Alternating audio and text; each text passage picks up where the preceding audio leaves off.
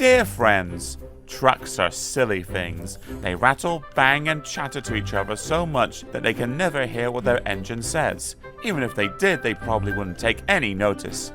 They pushed Mavis into a lorry, and that made extra work for Toby and Percy while she was being mended. But on the other hand, perhaps they're not all bad. After all, they did teach Bulstrode a lesson. See what you think. The author.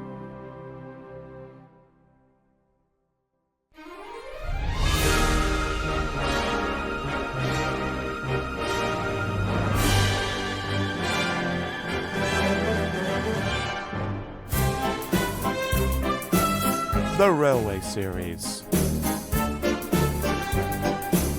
Stories written by the Reverend Wilbert Awdry and his son Christopher Awdry. Audiobooks narrated by Samuel Dudley, aka Uncle Mammy.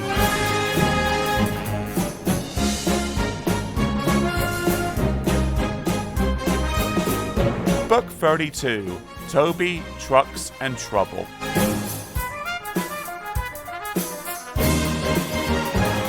Story 1, Mavis and the Lorry.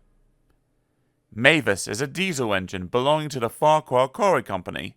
She is in charge of the stone trucks at the quarry, and when Toby is busy or there are too many trucks for him to manage by himself, she is allowed to bring a loaded train down to Ffarquhar. She enjoys this, because the journey gives her a chance to stretch her wheels. Besides, she sometimes finds it dull up at the quarry with no one to talk to but trucks.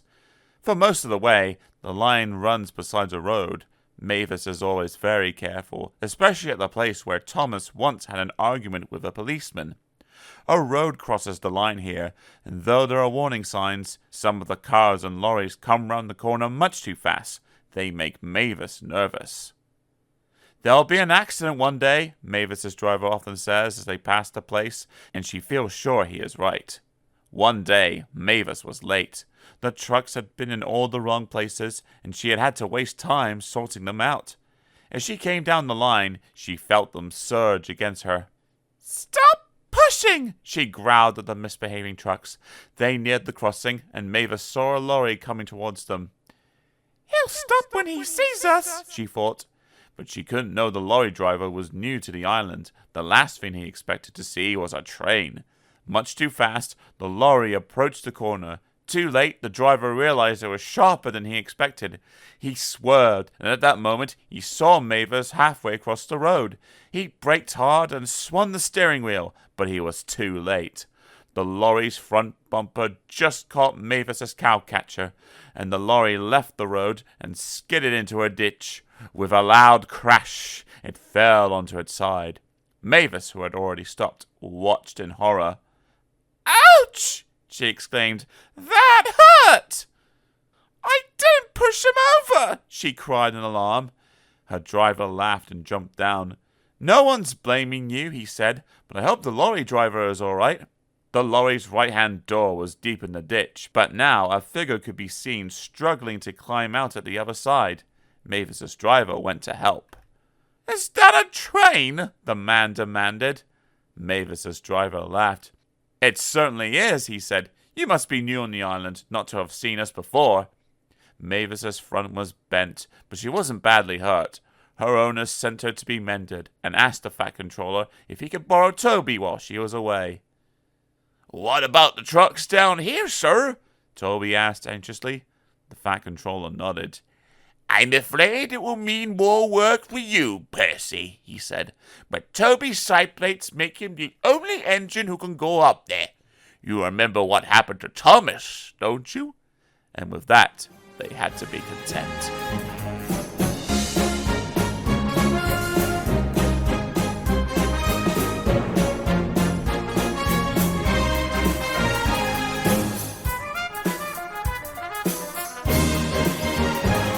Story 2, Toby's Seaside Holiday. The Fat Controller first met Toby and Henrietta a long time ago when he was on holiday in East Anglia. Later, when their line was closed, the Fat Controller heard about what happened and brought them to Sodor. Before that, Toby had worked at the harbour with several of his brothers. The harbour had been busy, and the engines were kept bustling about, but Toby never really had a chance to exercise his pistons properly until he had his own line to run on. One day, Toby was resting alone in the shed at Ffarquhar. Earlier, Percy had been talking about the harbour at Knapford. Toby remembered the old days, when he had worked at a harbour too. I'm too old now to dash about like I did then, he thought. Backwards and forwards all day long between the harbour and the big station, with never any chance of a holiday.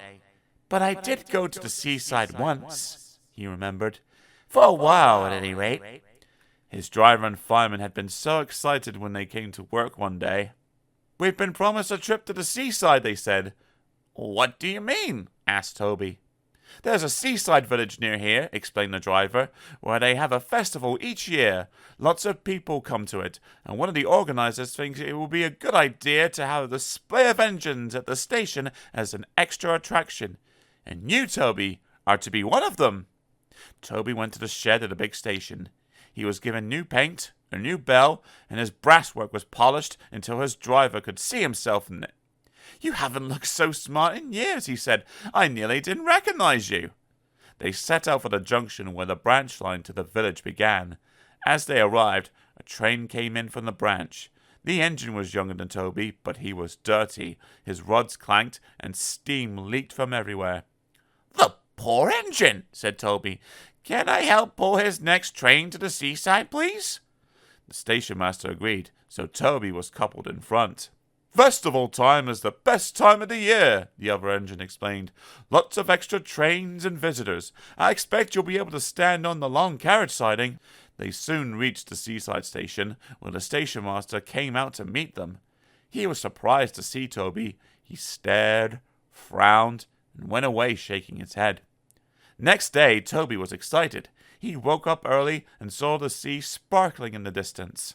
White birds wheeled and swooped overhead, making loud meowing noises. "I wonder what those birds could be," thought Toby. "My driver's sure to know. I'll ask him when he gets here." But his crew arrived looking glum.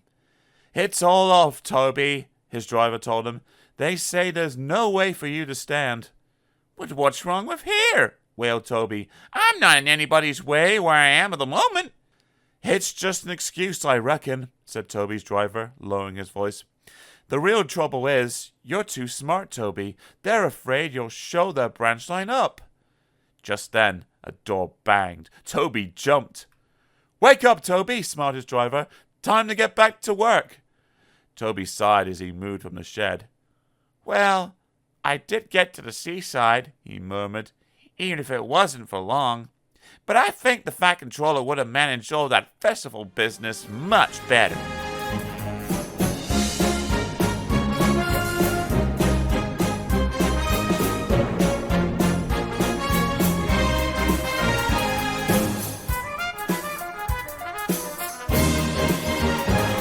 Story 3. Bulstrode. A few days later, Percy was shunting in the yard at Ffarquhar when the station master came up. "Leave those trucks, please, Percy," he said. "There's an emergency down at the harbour. The Fat Controller wants you to go and sort it out straight away." "But Toby can't," began Percy. "Never mind that," the station master said. "The Fat Controller needs you double quick. Leave us to worry about the shunting." He hurried away to make the arrangements. Bulstrode was a barge used for carrying stone. He was a disagreeable barge. Nothing was ever right for him, and he grumbled incessantly. Trucks grumbled too, but they weren't a patch for Bulstrode. Come on, yelled Bulstrode rudely one morning. "Why aren't you trucks where you should be? How can I be loaded if you dawdle about up there, eh?" "There's no engine, and we can only go where we're put," retorted the trucks crossly. "You're in the wrong place, not us." They argued for some time, but it made no difference. Bulstrode was in the wrong place, and he was not due to leave until the next day, but he wasn't going to let a little thing like that stop him complaining. When Percy arrived, Bulstrode was sulking, and the trucks were annoyed with him. "Our stone is for Bulstrode," they said. "Please put us in the siding so we can load him up and be rid of him as soon as possible." The line slopes down to the harbour. Percy pulled the trucks a little way up the hill, clear of the points. As he stopped, one of the truck's brakes slipped on. When Percy began to push, the truck started with a jerk, and a coupling broke. 4 loose trucks, heavy with stone, gathered speed. "Help! Help!" they wailed. A shunter bravely tried to stop them, but only broke his pole. The trucks rattled along the quay, straight towards Bulstrode, unsuspecting at the end. Bulstrode heard a rattling and a shout or two, but he could see nothing. The first he knew of anything wrong was when 4 loaded stone trucks shot, one by one, off the end of the quay to bury themselves in his hold. "Move!" he explained, but anything else was lost in a gurgle as the trucks burst a hole in his hull and water began to pour in. Bulstrode experienced an awful sinking feeling. "Save me!" he spluttered. "I'm drowning!" But Bulstrode didn't drown. As chance would have it, the tide was out, so he did not go right under the water. The trucks were upset at losing some of their friends, but were very little bothered about Bulstrode. "Nothing but a nuisance he was," they said to each other, "always barging in and moaning about not being loaded fast enough." They sniggered. "This time he got his load faster than he bargained for. Serves him right if you ask us." Percy was kept busy for some time afterwards, clearing up the mess. When the remains of the trucks had been loaded out of the water, he took them to the scrapyard while workmen rescued what stone they could. As for Bulstrode, when everything else had been cleared, his remains were towed to a nearby beach where they could do no harm. Now children play happily among the wreckage. If Bulstrode is still grumbling, as I expect he is, the children take no notice.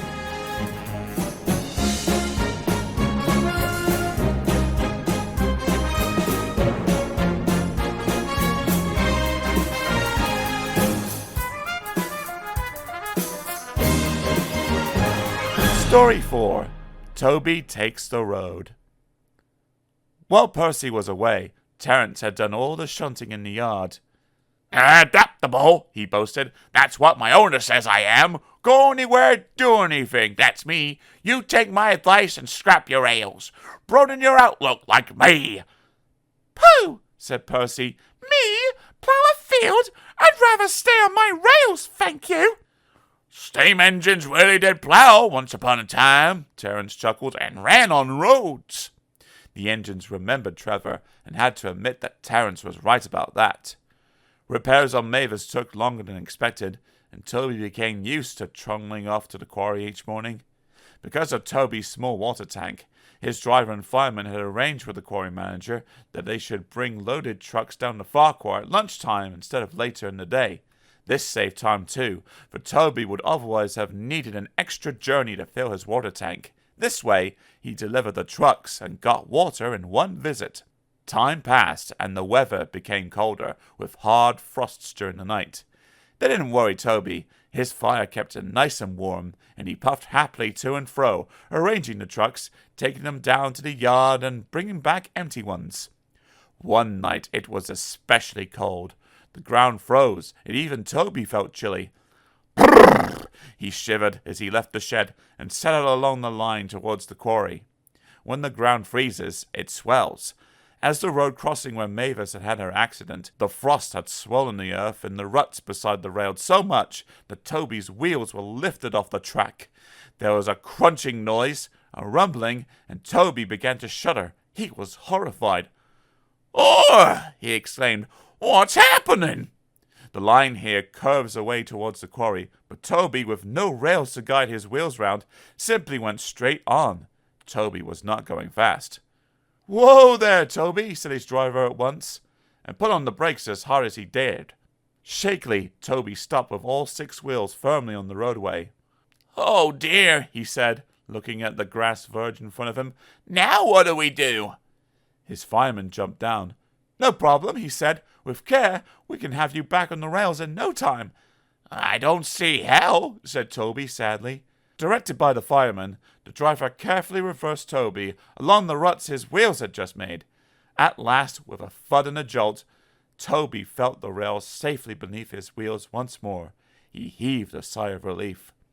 Well done, Toby, said his fireman. I'll spread a few hot ashes from your fire along there so that it doesn't happen again.